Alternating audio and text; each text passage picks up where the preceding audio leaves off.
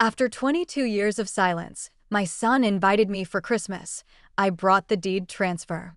What happened next left his wife in tears and taught them both a valuable lesson about family, respect, and the consequences of taking advantage of an elderly parent. Before I get into the details, make sure to subscribe to our channel for more stories about family justice and hit that notification bell so you never miss an update. I stared at my phone in disbelief, reading the text message for the fifth time. After 22 years of complete silence, my son Michael had invited me to spend Christmas with his family. I'm Eleanor, 73 years old now, and I hadn't heard my son's voice since he was 29. The invitation wasn't particularly warm, just a brief message saying they were hosting Christmas dinner and that I should come if I wanted to. Not exactly the heartfelt reunion I dreamed of all these years, but it was something. What Michael didn't know was how much had changed in those 22 years. After his father passed away shortly after Michael cut contact with us, I had worked tirelessly, saved carefully, and made some surprisingly good investments. The modest home we'd lived in had appreciated tremendously in value, and I had paid off the mortgage years ago. I lived comfortably now, something Michael had no idea about. The last time we spoke was at his wedding to Vanessa. She had made it clear from the beginning that she found me and my late husband embarrassing. We weren't wealthy enough, educated enough, or sophisticated enough for her family. Michael had gradually pulled away under her influence, making excuses to miss holidays and birthdays. Eventually, after a particularly heated argument where Vanessa called me a burden and Michael stood silently by her side, the contact stopped completely. For years, I sent birthday cards, Christmas gifts, and attempted phone calls, all met with silence. I even hired a private investigator once just to make sure he was all right. I learned he had 2 children I'd never met, a successful career as a financial advisor, and a large house in an exclusive neighborhood. But he had no room in his life for his mother. So why the sudden invitation? I wondered as I packed a small overnight bag for the Tower drive to their home. I had my suspicions, but I kept them to myself. What I did pack carefully was a manila envelope containing paperwork I'd had my lawyer prepare just in case this day ever came. The deed transfer to my house, along with some other financial documents that would surprise my son and his wife. I took one last look around my modest, but well-maintained home before leaving. Despite Michael's absence, I'd built a good life for myself. I had friends, I volunteered at the local hospital, and I had my health. But there was always that hollow space in my heart where my only child should have been. Well, I said aloud to myself, let's see what Christmas has in store this year. Michael had been our only child, born after years of trying. My husband James and I had sacrificed everything for him. We worked multiple jobs to send him to college, James as a factory worker during the day and a security guard at night, while I cleaned houses and worked as a nurse's aide. We'd managed to save $43,000 for his education by the time he graduated high school, money that could have gone toward our retirement, but instead went toward giving our son opportunities we never had. When Michael got into an expensive private university, we were ecstatic. We took out a second mortgage on our home to cover what his scholarship didn't. $76,000 more that we willingly paid because we believed in him. When he wanted to study abroad for a semester in his junior year, we scraped together another $12,000 for that experience. After college, when Michael struggled to find work in his field, we let him live at home rent-free for 2 years. We gave him our old car and paid for the insurance. When he finally landed a job at a financial firm, we couldn't have been prouder. We helped him with the security deposit and first month's rent on his first apartment, another $3,500 we didn't hesitate to give. Then he met Vanessa at a work function. She came from money, her father was a surgeon, and her mother came from old wealth. From the beginning, she looked down on us. She would make subtle comments about our home, our clothes, our simple lifestyle. But Michael seemed smitten, and we wanted him to be happy. When they got engaged, Vanessa's parents planned an extravagant wedding. James and I offered to contribute what we could, $15,000, which was a significant amount for us. Vanessa's mother laughed and said it wouldn't even cover the flowers. Still, we gave what we could. At the wedding, we were seated in the back, far from the wedding party. Vanessa barely acknowledged us, and Michael seemed embarrassed when his new colleagues asked about his parents. After the wedding, the visits became less frequent. When James had his first heart attack a year later, Michael visited once at the hospital, staying only long enough to tell us that he and Vanessa were expecting their first child. He left before speaking with the doctor.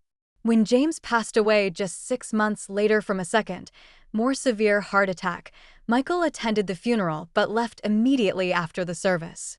He didn't come to the house where friends and neighbors had gathered. He didn't help with any arrangements. He called once, 2 weeks later, to ask if Dad had left anything for them in his will. The truth was, James had left everything to me, but we didn't have much at that point.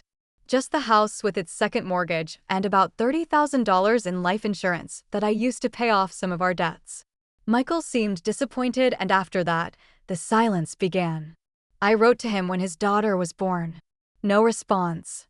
I sent Christmas and birthday gifts for the children I'd never met. They were never acknowledged. I called on holidays only to have the calls go to voicemail. Eventually, I stopped trying so hard, focusing instead on rebuilding my life as a widow. I went back to school and completed my nursing degree at 56. I worked hard, saved carefully, and gradually paid off the second mortgage. When the factory where James had worked offered a retroactive pension benefit to surviving spouses, I received a lump sum of $87,000. I invested it wisely on the advice of a financial advisor friend, not my son. By the time I was 65, I had paid off the house completely. Worth $380,000 now in our increasingly desirable neighborhood, it was my biggest asset. I had also managed to save a reasonable retirement fund of about $250,000 through careful living and smart investments. I wasn't wealthy by any means, but I was comfortable, far more comfortable than Michael would have guessed. I had made a will years ago, leaving everything to Michael despite his absence in my life. But recently, I had begun to reconsider. I had formed close bonds with several young nurses I mentored, and I volunteered regularly with a program that helped first-generation college students, young people who reminded me of what Michael had once been. My lawyer had prepared several options for me, including the deed transfer documents I now carried in my bag. As I drove toward Michael's home, I wondered again about the timing of this invitation. Through my occasional discreet inquiries, I knew that Michael's financial planning business had suffered some setbacks recently. The market had been volatile, and several reviews online suggested he had made some risky investments for clients that hadn't paid off. Could this be why, after 22 years, he suddenly remembered he had a mother? I arrived at Michael's house exactly on time. It was even larger than I had imagined, a sprawling colonial with perfectly manicured landscaping, situated in one of the most exclusive neighborhoods in the area. I sat in my reliable but modest 10-year-old sedan for a moment, gathering my courage before approaching the imposing front door. Michael answered my knock, and for a moment, we just stared at each other. My son was 51 now, with streaks of gray in his hair and lines around his eyes that hadn't been there when I last saw him. He looked successful in his expensive sweater, but also tired, with a tightness around his mouth that spoke of stress. "Mom," he said finally, with an awkward nod. No hug, no warmth in his voice. "You found the place okay?" "I did," I replied, trying to keep my voice steady. "Thank you for inviting me." He led me into a grand foyer with soaring ceilings and a massive Christmas tree that looked like it belonged in a department store display. Everything was perfect, coordinated in silver and blue, not a single ornament out of place. Not a single homemade decoration or family heirloom in sight. Michael, who was at the Vanessa, appeared from what I assumed was the kitchen, stopping abruptly when she saw me. She looked older too, of course, but expensively maintained, with highlighted hair and the kind of cosmetic work that wealthy women use to hold back time. "Oh, Eleanor, you're here." Her tone made it clear that while I might have been invited, I wasn't particularly welcome. Still, I smiled and extended my hand, which she shook briefly before quickly withdrawing. "Thank you for having me," I said politely. "Your home is beautiful." "Yes, well, we've worked very hard for it," she replied with a pointed look, as if to remind me that they had achieved all this without any help from me. I was about to respond when 2 children entered the room. The older one, a girl of about 20, had to be Emma, and the younger boy around 17 would be Jason. My grandchildren. My heart ached at the sight of them. I had missed their entire childhoods. Kids, this is your grandmother, Michael said stiffly. My mother. Emma gave me a curious look and a polite hello, while Jason barely glanced up from his phone, offering only a mumbled greeting. I've brought some gifts, I said, reaching into my bag for the carefully wrapped packages I'd selected. Nothing extravagant, but thoughtful, a vintage brooch for Emma that had belonged to my mother, and a collection of classic books for Jason that my investigation had revealed he might enjoy. That wasn't necessary, Vanessa said quickly, taking the packages and setting them aside without another word. Dinner is almost ready. Michael, why don't you show your mother to the dining room? The dining room was as impressive as the rest of the house, with a table that could seat 12 set with china that looked rarely used. I was directed to a seat at the far end, away from where Michael and Vanessa would sit at the heads of the table. Dinner was an uncomfortable affair. Vanessa dominated the conversation, talking about their recent vacation to the Maldives, Emma's expensive private university, and the country club where they were board members. Michael spoke mainly about his business, though I noticed he glossed over some details and changed the subject when I asked specific questions. Neither of them asked me a single question about my life over the past 22 years. It was as if they had decided on a narrative, that I was still the same struggling widow they had last seen, perhaps now even more diminished by age, and had no interest in learning otherwise. After dessert, when the children had disappeared back to their rooms, Vanessa cleared her throat and gave Michael a significant look. Mom, he began, suddenly using a warmer tone than he had all evening. We've been thinking. You're getting older now, and that house must be a lot for you to manage on your own. I manage just fine, I replied calmly, already seeing where this was heading. But wouldn't it be nice not to have to worry about maintenance and repairs? Vanessa interjected with a smile that didn't reach her eyes. We've been discussing it, and we think it might make sense for you to sell your house. Sell my house? I repeated. And where would I live? Michael leaned forward, putting on what I imagined was his financial advisor face. There's a very nice assisted living community not far from here. Much more appropriate for someone your age. We could help you get set up there. I see, I said, taking a sip of water. And what would happen to the proceeds from selling my house? They exchanged a quick glance before Michael continued. Well, we'd help you manage that money, of course. Make sure it's invested properly to cover your expenses at the facility. Which facility costs about $4,000 a month, I noted, having done my research on local senior living options. While my house would sell for around $380,000 in today's market. Michael looked surprised that I knew the value of my own home. Well, yes, but there would be other expenses, and you want to be prepared for medical costs as you age. Vanessa cut in, her patience visibly wearing thin. Look, Eleanor, let's be frank. You're living alone in a house that's too big for you, probably struggling to make ends meet on whatever small pension you have. We're offering you a solution that makes sense for everyone. Everyone? I asked quietly. Or just you? Michael's face flushed. Mom, don't be difficult. We're trying to help you. After 22 years of no contact, suddenly you want to help me by selling my house and moving me into a facility while you manage the money? That's quite a coincidence. I don't know what you're implying, Vanessa snapped, but we're offering you a perfectly reasonable solution. The truth is, that house is the only asset you have, and you're not getting any younger. Do you really want to end up being a burden on Michael when you can no longer care for yourself? There it was, that word again. Burden. The same word she had used 22 years ago that had led to our estrangement. I'm curious, I said, still keeping my voice level. Why the sudden interest in my welfare after all this time? Could it have something to do with the 3 client lawsuits against Michael's firm for mismanagement of funds? Or perhaps the second mortgage you took out on this house 6 months ago? Their faces told me everything I needed to know. My occasional checks on Michael's public records had revealed more than they realized. That's none of your business, Michael said coldly. Neither is my house, I replied. But I'm beginning to understand why, after 22 years of silence, I suddenly received a Christmas invitation. The tension in the room was palpable. Vanessa's perfect hostess mask had slipped completely, revealing the calculating woman beneath. You have no idea what we've been going through, she hissed. Michael has worked himself to the bone building his business, providing for his family, giving our children the opportunities they deserve. So yes, we've had some setbacks recently. That's what happens when you actually try to achieve something in life instead of just getting by. I turned to my son. Is that how you see it, Michael? That I've just been getting by all these years? He couldn't quite meet my eyes. Mom, you don't understand the pressure, the expectations. We have appearances to maintain. Emma's tuition is $56,000 a year. Jason's private school is another $38,000. The club memberships, the mortgage on this house. All choices you made, I interrupted gently. Choices that apparently you're struggling to sustain. Which is why we're trying to be practical about your situation, Vanessa cut in sharply.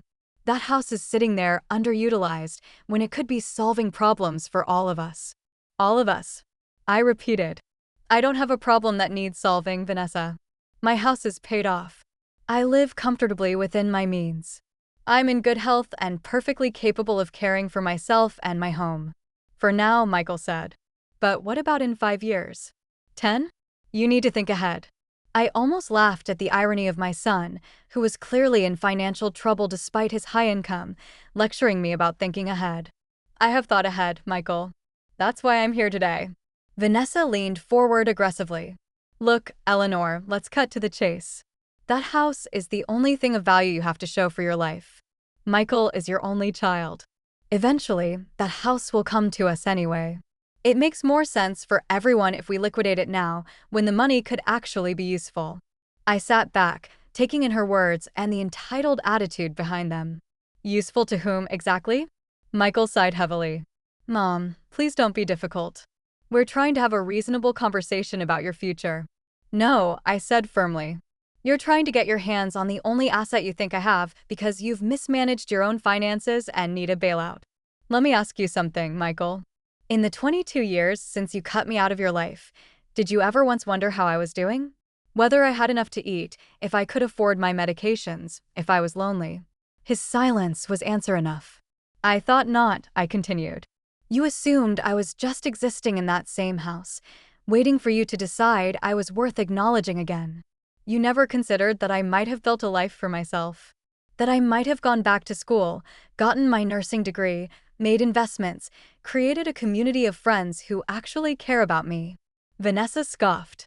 Are you seriously suggesting that you, with your limited education and resources, have been financially successful? Please. We know exactly what that house is worth, and it's the only thing keeping you from being destitute. I reached for my purse and took out the manila envelope I had brought with me. You know, it's interesting that you invited me for Christmas after all these years. Did you know that I've sent cards and gifts every Christmas for 22 years? That I tried to call every holiday until 5 years ago when I finally accepted that you wanted nothing to do with me. Michael at least had the grace to look uncomfortable. Things were complicated. No, they weren't, I said. They were actually very simple. Your wife thought I was beneath you, and you chose her judgment over our relationship. That was your choice, and you've had to live with it, just as I have. I opened the envelope and laid several documents on the table. I brought you a Christmas gift, Michael.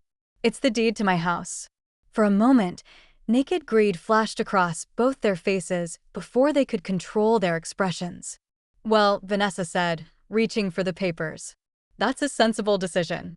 I placed my hand over the documents before she could take them. I haven't finished. It is indeed the deed to my house, which as you pointed out is worth about $380,000. But it's not being transferred to you. Their expressions froze.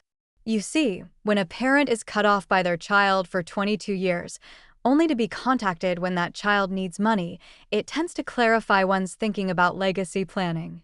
I've transferred ownership of my house to the First Generation College Scholarship Fund that I helped establish 5 years ago. The house will be sold upon my death, and the proceeds will help put deserving students through college, students who appreciate the opportunity and don't take it for granted. The color drained from Michael's face. You can't do that. I'm your son. Your only child. You haven't been my son for 22 years, Michael. You've been a painful absence. A hole in my life that I eventually had to fill with other people who were willing to give and receive love. Vanessa's face contorted with rage. This is ridiculous. You're doing this out of spite because you've always been jealous of our lifestyle, of what we've achieved. I shook my head sadly. No, Vanessa. I'm doing this because actions have consequences. Because relationships require nurturing.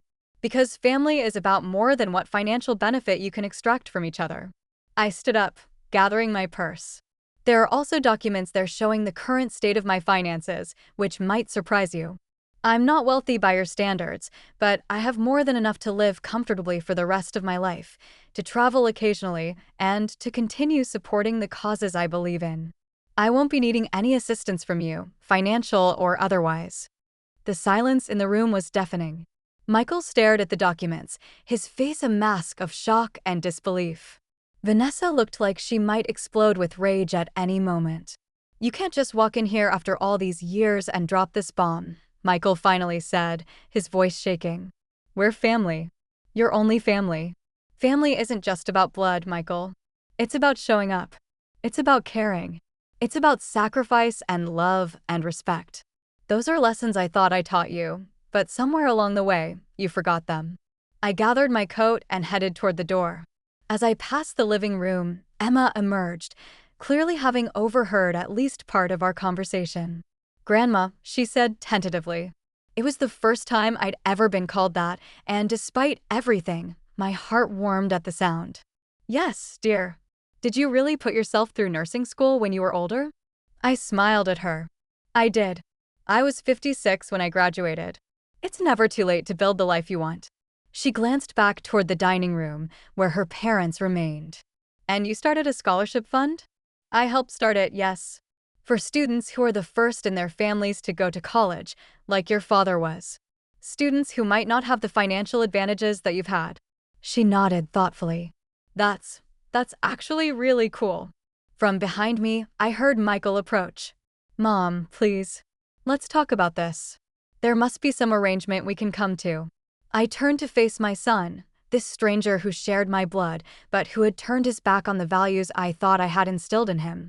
I'm not interested in arrangements, Michael. I came here today hoping that perhaps you had genuinely wanted to reconnect, that maybe after all these years you had realized what you'd thrown away. Instead, I found exactly what I feared, that you only reached out because you wanted something from me. Vanessa appeared behind him, her eyes still blazing with anger. This is absurd. You come into our home and insult us, then act like you're the victim. I'm not a victim, Vanessa. Not anymore. I stopped being a victim the day I decided that my worth wasn't determined by whether my son and his wife deemed me good enough to be in their lives. I turned back to Emma. It was lovely to meet you, even under these circumstances. The gift I brought you was your great-grandmother's brooch. She was a strong woman who raised 3 children on her own after her husband died in the war. I thought you might appreciate having that piece of your history. Emma nodded, looking thoughtful. Thank you. I wish I had known you growing up. So do I said softly. But we can't change the past. We can only make choices about the future. I walked to the door, pausing before I opened it. Merry Christmas, Michael. I truly hope you find whatever it is you're looking for. But you won't find it in my house or my bank account. As I walked to my car, I heard the door open behind me. I turned, half expecting to see Michael, perhaps with a change of heart. Instead, it was Jason, my grandson, holding the package I had brought him. Grandma, he called, the words sounding strange in his mouth. Mom wanted to throw these away, but I like old books. Thank you. You're welcome, Jason, I said, surprised and touched by this small rebellion. They were your grandfather's favorites. He would have wanted you to have them. He nodded awkwardly, then blurted out, what you did in there was pretty badass. Standing up to them like that. I couldn't help but laugh. Sometimes standing up for yourself is the hardest thing to do, but also the most necessary. Yeah, he said, glancing back at the house. I get that. A moment of understanding passed between us, and for the first time, I felt a genuine connection to this young man who shared my blood, but had been a stranger until today. Take care of yourself, Jason, I said. And remember, it's never too late to change course if you find yourself heading in a direction that doesn't align with your values. He nodded again, then quickly returned to the house as Vanessa's voice called his name sharply from inside. As I drove away from my son's impressive house with its second mortgage and financial troubles, I felt a strange mixture of sadness and liberation. I had come here hoping for reconciliation, but had instead found closure. I had finally spoken my truth after 22 years of silence, and in doing so, had freed myself from the last lingering hope that someday Michael would be the son I had raised him to be. My phone rang as I reached the main road. It was Karen, one of the young nurses I mentored, calling to confirm our plans for Christmas dinner tomorrow with her family and several of my other adopted children, former students, and colleagues who had become my chosen family over the years. "I'm on my way home," I told her. "And yes, I'll be there tomorrow with bells on." "How did it go with your son?" she asked cautiously, knowing how anxious I had been about the visit. I thought about it for a moment. "It went exactly as it needed to," I said finally. "And now I'm coming home to the people who truly care about me." As I drove toward the house that was still mine, that would continue to be mine until I decided otherwise, I felt at peace. Michael and Vanessa had thought I would be devastated by their rejection, desperate for any crumb of attention they might throw my way. Instead, I had shown them that I had built a life of value and purpose without them. The deed transfer I had brought wasn't about revenge. It was about justice, not just for me, but for the students who would benefit from it someday. It was about ensuring that my legacy would be one of generosity and opportunity, not bitterness and regret. In the end, the greatest gift I had given myself was the knowledge that I was not defined by my son's abandonment, but by how I had chosen to live in spite of it. And that was a Christmas miracle worth celebrating. If you enjoyed this story of family justice, make sure to like, subscribe, and share with others who might appreciate this lesson about respecting family relationships and the true meaning of legacy. Remember, it's never too late to stand up for yourself and ensure that your generosity goes to those who truly deserve it.